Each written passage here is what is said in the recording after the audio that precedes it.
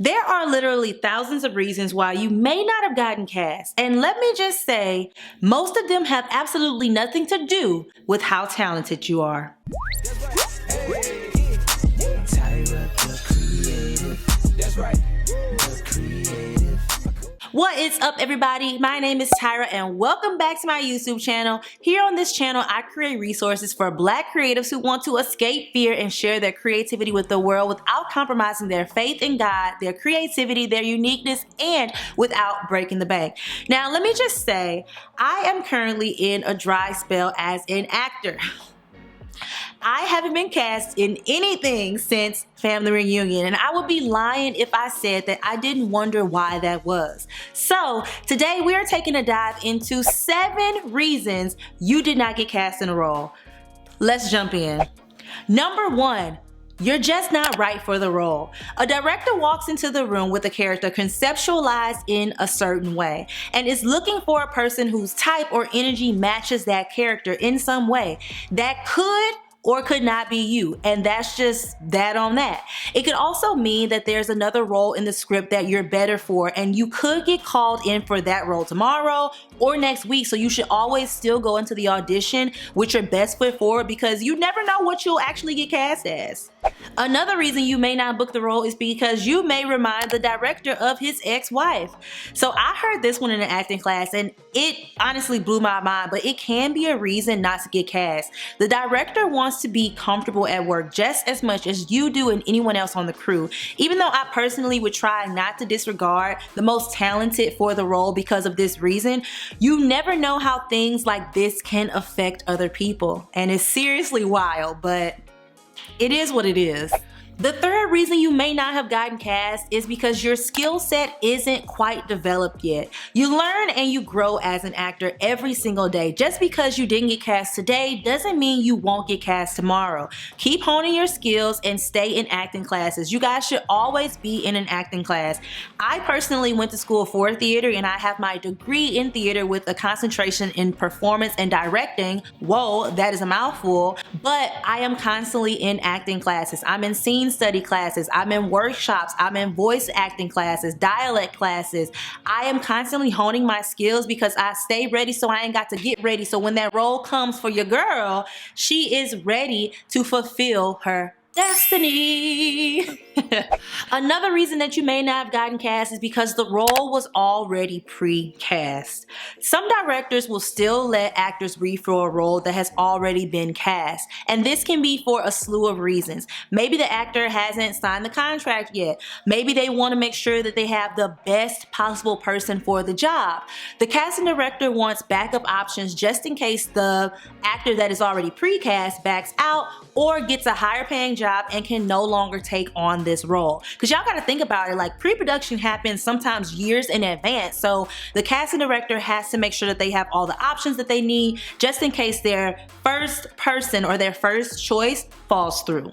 And I don't know about y'all, but let's say that I was up for the same role as like Issa Rae or Viola Davis or somebody like that. Like, I would be happy to be, you know, second to them because it'll also give me a little bit of validation. Like, wow, like I can really like hang with the big dogs in a sense. So keep that in mind as well. It could be tons of reasons, y'all. The 5th reason you may not have gotten cast is because the role went to someone they've already worked with.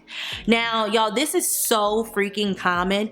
You already know the actor's work. You have a shared language. You understand how to work together. You've already experienced the entire production process with the person. I would want to work with them again too, especially if they're fitting for the role. It's less of a risk and they're obviously going to try to go with that option if it is an option. The director knows from past experience that the other actor can give them what they need in that role. It's honestly the best option if you look at it that way. Number 6 is you've had a history of behaving unprofessionally or have been deemed hard to work with. Y'all, it is so important to remain professional on every single set you step foot on and in every audition room because people will talk. So let me tell you a quick story. I have been cast on Family Reunion. I talk about it on my channel all the time. If you did not know that, or if you're new here, hi, my name is Tyra and I currently play on a show called Family Reunion on Netflix. But I know a showrunner who lives in Los Angeles, and she worked on a few shows in the past, and she gave me a call, and she personally asked me, how is Loretta Devine on set? First of all, y'all, I'm Tyra. I'm a green actress. I just have a tiny role on Family Reunion. Yes, I worked with Loretta and I've seen her on set, but it was honestly an honor that this woman called me and asked me how I felt about Loretta on set, or how she was. Have I observed her on set? And I had nothing but great things to say about Loretta, because she's an amazing person and she was so professional and so great to work with.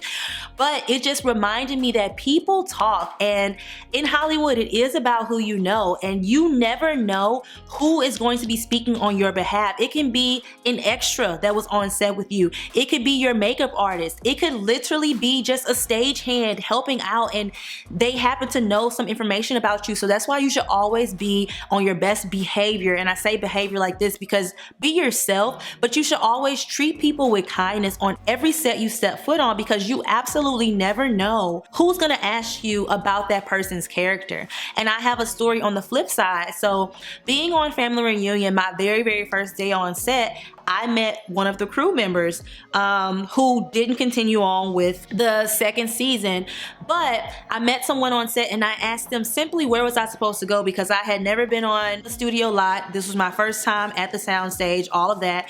And he looked at me and was like, because he was on the phone or something, but I was just like, oh, sorry, like you just walked out of the soundstage. I was just asking you a question, but okay. And while that didn't like hurt my feelings or anything, because I was so excited to be there, if someone asked me today how he is on set, I would say, well, this is the only experience I have. And regardless of how I felt about that experience, somebody else is gonna take that and do whatever they want with it. I'm just giving them the facts.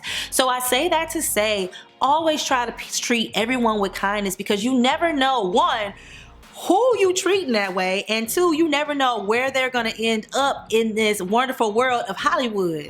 And the seventh reason that I'm gonna mention today about why you may not have gotten cast is because of conflicts with your schedule. You may have been the best for the role, but you're currently cast in something else that conflicts with production, or you're in a non-compete contract commercially. This can stop you from getting cast.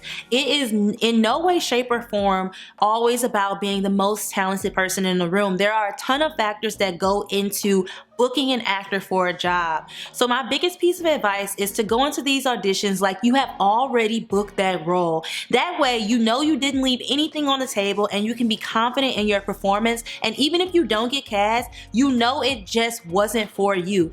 And if you go into that room already acting like you've booked the role and give your best, you never know when that casting director is going to call you back. You never know what they're going to remember you for. You never know what they have in mind for you on the next project. So always do your best, you guys.